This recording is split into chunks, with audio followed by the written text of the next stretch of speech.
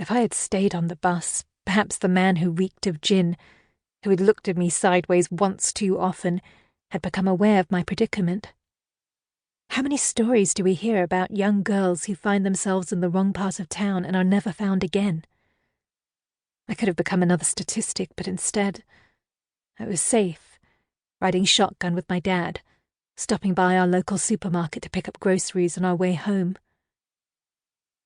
The situation I was in led me to think of all the possible outcomes where I could have been abducted, raped, or murdered.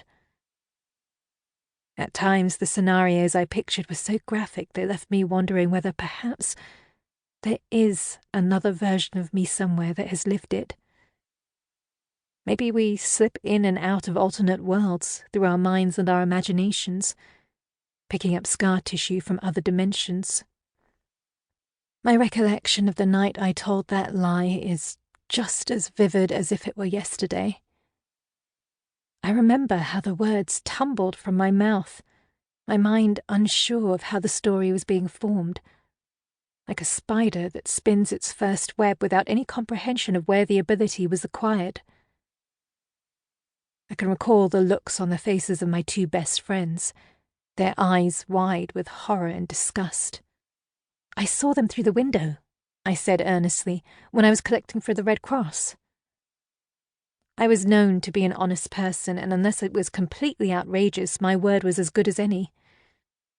The window I was referring to belonged to a house I walked by every day on my way to school, and it was easy to furnish it with my half-truths and utter fabrications.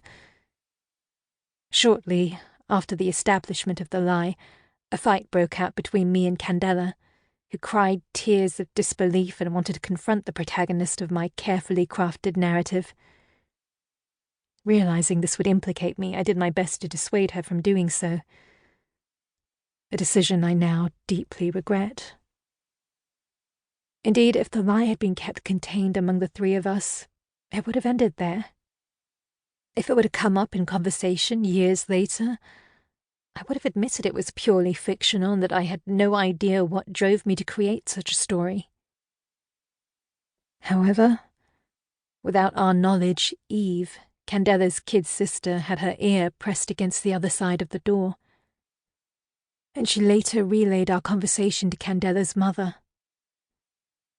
It was the opening the lie had been waiting for.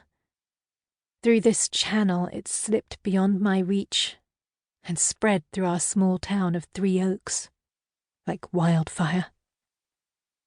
All at once, everyone knew the sordid details of the lie I had fabricated. It was blindly accepted as truth. It was apparent that Candela's mother had not given away any specifics of how she came by the rumor, as no one seemed to know its true origin. In the dying embers and blackened twigs of a ravaged forest, who could distinguish where the first spark was lit? Only the arsonist knows the exact location where that match was struck. Days later, the victim of my deceit, 17-year-old Anna, was found in her family's white porcelain bathtub, with blood gushing and bubbling from her 2 delicate wrists. It was on the same night that I suffered my first panic attack. 2. Anna was the original sad girl. She held the unofficial title long before her death. We all became sad girls after that. At her funeral, everyone wore black because it was customary, and because it was the colour that best defined Anna.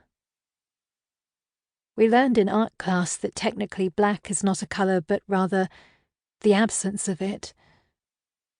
Black is a shade, one that holds its presence in every gradation of grey, departing only with its transition into white.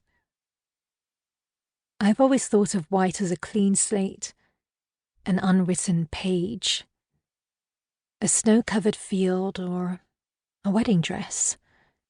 White is starting over, an absolution from your sins. That day, I was the furthest away from white.